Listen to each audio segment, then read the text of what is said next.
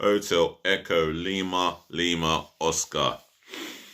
Good evening from London, England, or should I say good morning, good afternoon, or good night and sleep well from your host, your guy himself, the one and only and truly DLG repping. So, welcome back to another Premier League roundup of all the games from all the goals and from all the games in the Premier League. There was only about 8 fixtures. 2 got called off, including the North London derby between Tottenham Hotspur and Arsenal. Excuse me.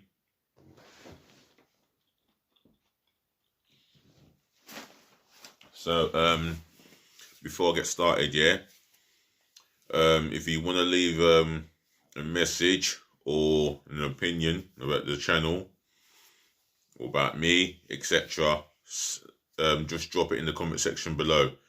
And as I always say, positive feedback is more than welcome in my comment section. That is what I promote only. Smash the thumbs up like button for me. Make sure you do that. Make sure you share this channel virally all over the globe, especially to your friends and relatives. And make sure, if you know of anyone who's watching for the first time, tell them to share it amongst their friends and relatives. Also, speaking to all football fans around the world, subscribe to DLG Repping. Smash that subscribe button left, right and centre galore, but passionately all over. Let's get this numbers of subscribers going. I've still got over 200 subscribers, and I'm definitely happy about that, but I'll be ecstatic to see as many subscribers as today. But other than that, let's start off with the first game of last weekend, which kicked off on a Friday between Brighton Hove Albion and Crystal Palace. Some call it the Alan Mullery derby. For me, Brighton are in Sussex and Palace are, touching South East London technically. For me, I think Brighton were the dominant team throughout that game. Palace created opportunities of their own. Robert Sanchez to make a good saves, and Greater was more busy of the 2 goalkeepers. He had to make some, not Greater, Butland, sorry. He had to make some outstanding saves. But Brighton had a penalty in the first half, I believe, and it was pulled down by the defender onto the Brighton player. And then I think Pascal Gross, basically it wasn't even a conversion, it was a horrible penalty taken by Gross, and Butland saved well, which he went the right way, and he was only going to save that penalty every day of the week. However, Palace took the lead against a random player, I believe, who got the goal, Gallagher, but I'll tell you what, it was a good finish, because there was only one part of the goal that he was going to place it, and that was at the back stick, and it was neatly finished by Gallagher.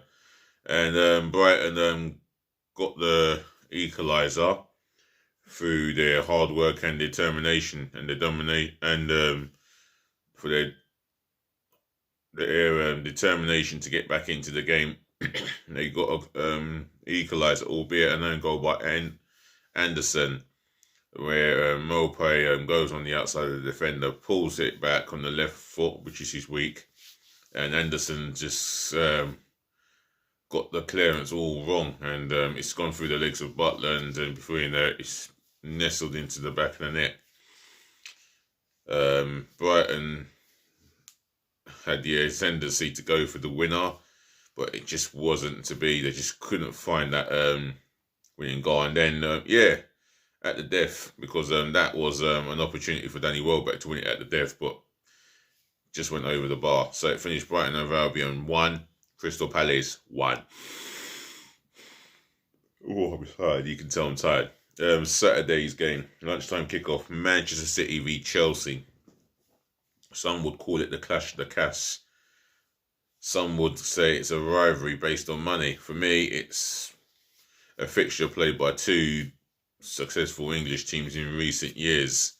Um, Man City were dominant on the ball, creating openings. Uh, Maybe they weren't at their most attacking best, but they were still dangerous. However, Chelsea were dangerous on the counter-attack. Now, Romelu Lukaku, he's turned and left John Stones on his backside. He's got a 3-1 on goal. I just don't know why he's playing the through ball to Hakim Ziyech. He's got it on his left peg. All he needs to do is keep going. Well, he did do that, actually. All he needs to do is just shoot as he ran through the Man City defence. He didn't need to play Hakim Ziyech in. All he had to do is just shoot. And if he shoots, he scores. It's as simple as that for me. Oh, excuse me. Yeah, it's been a long day. However, in the second half, Man City do what they do throughout the whole game, really, and that's press the ball. And they are magnificent off the ball. Absolutely one of the best teams off the ball. And the way Pep Guardiola has drilled them from the start, from the minute go, that is what he wants. And that's the philosophy he installs into the players. And if they can't match that, if a Man City player can't match that, then he's not in the team. It's as simple as, for me, that Kevin De Bruyne, not only is one of the best playmakers in the world, but what a goal. It was a moment of brilliance. But before then, De Bruyne had a free kick that was comfortably saved by Kepa Arrizabalaga. But there was nothing he can do about the top draw strike. I mean, through ball by, I think it was a through ball by the Man City defender. Oh, Caseo, yes, it. And De Bruyne shrugs off Kante, unleashes a 20-yarder left right foot curler past the hand of Arrizabalaga. 1-0 Man City. Chelsea, for the life of me, didn't look like they were getting into the game. I mean, there was moments. There was a moment where Alonso was booked on a foul on Sterling, and Sterling could get at him and get a cross in the first half, but that cross was well defended by Azpilicueta. All in all, Man City, they deserve to be 13 points clear, and they deserve their victory. So it finished Manchester City 1, Chelsea 0. Next game, Newcastle United v Watford. For me, Newcastle had a number of opportunities to get the 3 points. They didn't take any chances. St. Maximum always going to cause them problems, but Watford had opportunities of their own. Joshua King launched onto a good ball on the left and left of the penalty area, but his shot was just wild and wide. However, Newcastle got the goal through St. Maximum in the second half, and what a fine strike it was. It was worthy of winning any match, but in the end, Watford kept going and they conceded. Newcastle United, they conceded again at the death, and Watford will be delighted with that point a little bit more than Newcastle. So it finished Newcastle United 1, Watford 1. Norris City v Everton. Now, this is underdogs against the favourites in Everton. And it was the underdogs that came out of the traps a lot quicker, a lot faster. They were constantly a threat, and they got their reward through an own goal by Michael King. Good cross on the right. And then Ida scores after 90 seconds of scoring the first goal. And you could hear the roof of Carrow Road going. You could hear the terraces of Carrow Road. It was just a loud, deafening noise. Oh, I think I needed to be there to actually feel the level of noise. However, Everton got a goal back through bringing on Richarlison, which he did. But inevitably, it wasn't enough to save Everton from defeat and Rafa Benitez from losing his job. So it finished Norwich City 2, Everton 1. Wolverhampton Wanderers v Southampton. Oh, excuse me. Oh. It was a game that Wolves were favourite to win, and yeah, they created the better opportunities in the first half, and they got a penalty that was richly deserved. I mean, don't get me wrong, Southampton created a couple of opportunities in that first half, and I think on another day, they could have scored 2 first half goals at Molineux. However, it wasn't to be. Penalty conceded by a Southampton defender. I think it was the goalkeeper, or was it? No, the defender, sorry. And Jimenez sent the goalkeeper the wrong way with that fancy run up and slotting it past, the goalkeeper who he sent the wrong way. However, Wolves made it 2-0 soon after. Oh, how can I forget the goal scorer? How can I forget the goal scorer?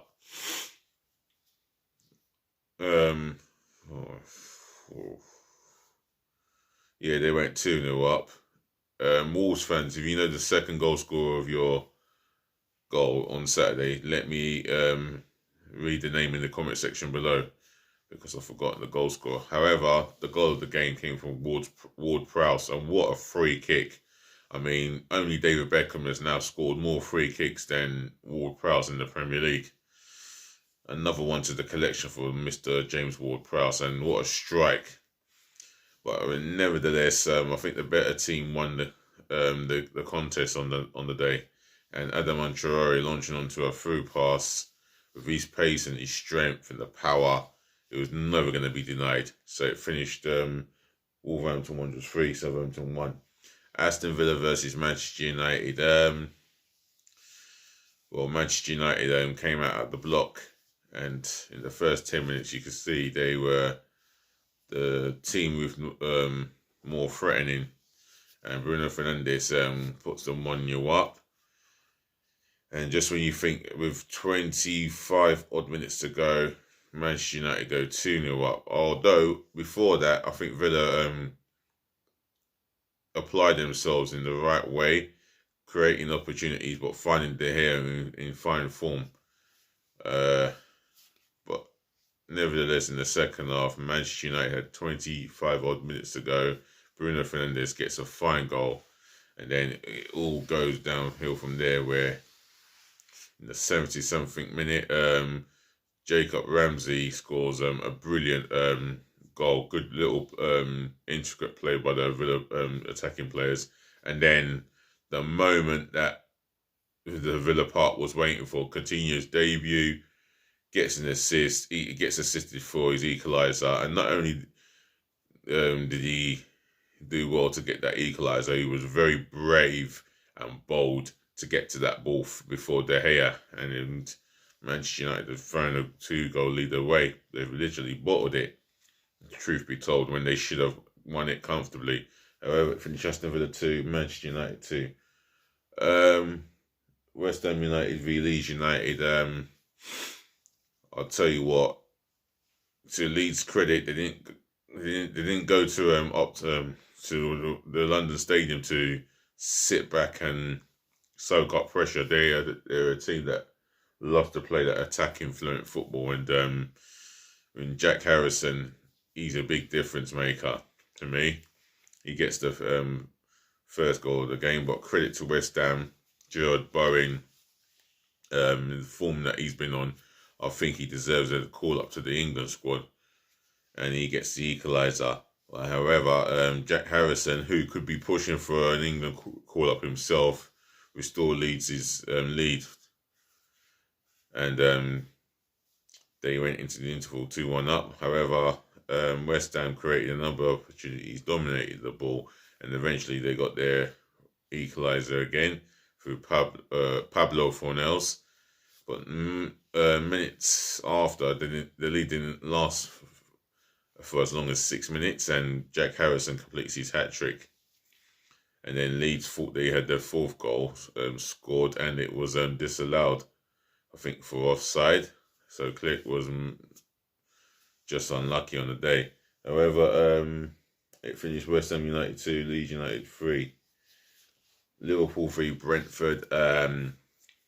Liverpool were always overwhelming favourites. Brentford, they didn't quite apply themselves, although they created one or two opportunities. Even Tony's shot could have gone on target on another day, but it just went just wide. Liverpool, well, they were always going to dominate that game, and from a set piece, Fabinho scores from a resulting corner. Is it Oxlade-Chamberlain? Yeah, he gets the second goal for a diving header. Good bit of build-up play by Liverpool, and then the third goal, I think Roberto Firmino, or was it someone? Oh no, I think it was Firmino who got the third goal. Liverpool fans, to put me straight, leave it in the comment section below. Your third goal scorer. It was a all in all dominating performance by Liverpool, and you could see why they were champions 2 years ago. However, such is time, eh? But it finished Liverpool 3, Brentford 0. So that's the roundup of all the Premier League games and all the goals that came with it. I'm going to wrap this up and say, ladies and gentlemen, to the boys, to the girls, allow me to say thank you for listening, thank you for tuning in, thank you for watching. And as I always say, saving the best to last, thank you so ever so much for putting up with me. I'm a little bit tired, as you can tell, not with the full enthusiasm as per usual, but however, I'll be back with more motivated and more enthusiastic, I can assure you. Until next time, DLG Repping, we'll talk again. Take care of your families, take care of your friends, take care of yourselves. Stay safe, and don't do anything naughty, won't you? Anyway, I'm out of here. Peace again, love again, and bless again. Just please be nice. DLG Repping.